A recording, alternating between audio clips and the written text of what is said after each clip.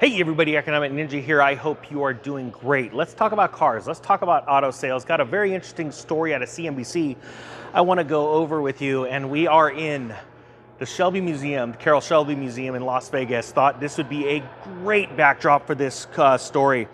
It's entitled, Automakers Are Cautiously Optimistic for a 2023 Rebound After the Worst New Vehicle Sales in More Than a Decade.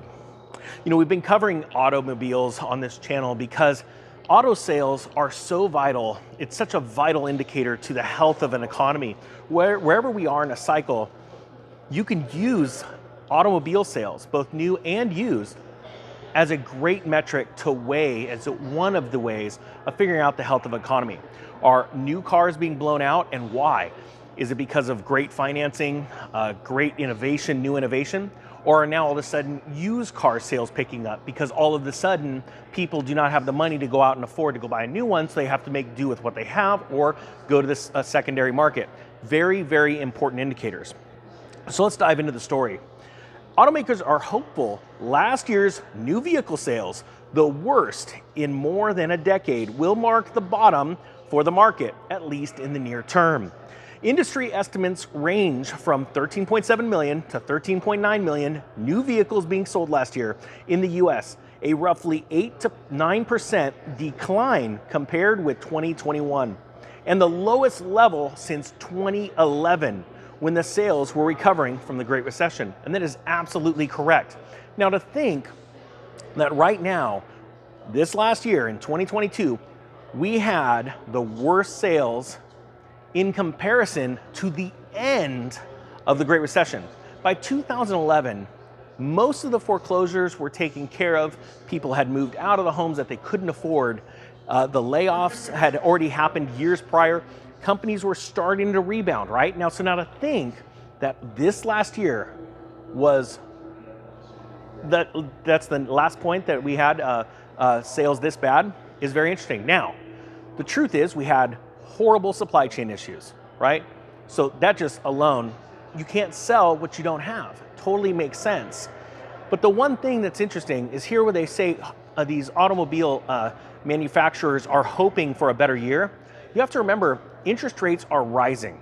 So that is causing payments to get more expensive. On top of that, the consumer is getting tapped out. Inflation is happening not just in auto payments, but also in electricity, food, and other things. So I'm going to be honest with you. I don't personally think that next year is going to bode well. 2023, this year, is going to bode well for auto sales. As a matter of fact, I think you're going to see amazing deals. Now, I've already seen companies like Toyota come out with, lower interest rate loans. I've seen loan companies have to extend the term for auto payments because the consumer needs a lower monthly payment. Now, in the end, this only hurts the consumer more because when you extend the amount of payments and the interest rate doesn't drop accordingly, you end up paying much more for the car over the term of the loan. And honestly, on a percentage basis, how many people do you think pay off their auto loans earlier?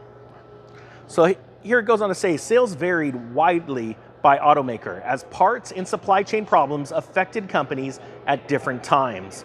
But most, with General Motors' 2.5% gain as a notable exception, were down compared with 2021.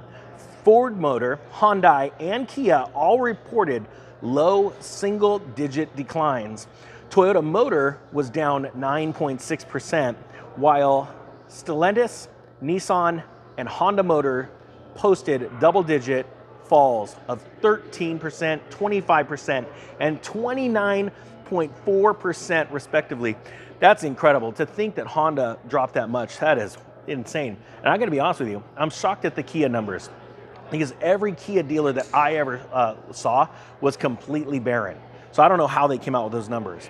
But it says here, but auto industry executives remain cautiously optimistic that sales will rebound in 2023, regardless of recessionary fears, rising interest rates, and other economic concerns. Think about that. They are saying optimistic.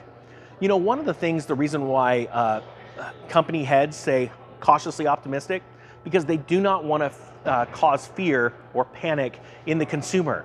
They want the consumer to keep showing up to their dealerships and buying those cars. And if they said, like you're seeing with Redfin and other real estate companies, that you're going to see the bottom dropping out on real estate, if they did the same thing for the auto industry, you would start seeing less and less people showing up and buying cars, and more people deciding to take some time away, take a break, and take advantage of sales. Big deals coming down the road. Now, you look at cars like this, like the Shelby Cobra, you guys know is one of my dream cars, and you go, well, those aren't going to drop in value, but that is actually not correct. And the reason why is because there is a lot of people that also bought vehicles like these to go and enjoy. They're going through their midlife crisis, they want to have some fun. Trust me, I'm at that age, I want to do the same thing. But they bought vehicles, and they also, even if they paid cash for them, there's other debt on their books. So when times get rough, what do? Well, in a lot of instances, your collector car is low-hanging fruit. And if you haven't set up your finances right, you're gonna have to go sell that to make ends meet. As a matter of fact, in the Great Recession, I was watching Ferraris that were selling for $80,000, $90,000, $100,000, selling for $35,000 to $45,000. Exact same cars. Why? Because people needed to make money. Now, not only that, another reason why we see these cars drop is because when you have a collection of cars, and even though they've came down in price, yet you see opportunity out there and you don't have cash to make it happen. I'll give you an example. Housing collapses, just like what happened in the Great Recession. You would take the bet to take a hit on this financially, take the cash and put it into another asset class that is deeply depressed, like real estate, and knowing that later on, after you sell that house, you can go buy 2 or 3 more of these. I have personally done this myself. I've only sold 2 things at a loss, and it worked out very, very well. And when I say I've only sold 2 things at a loss, I'm not joking, because I'm a flipper.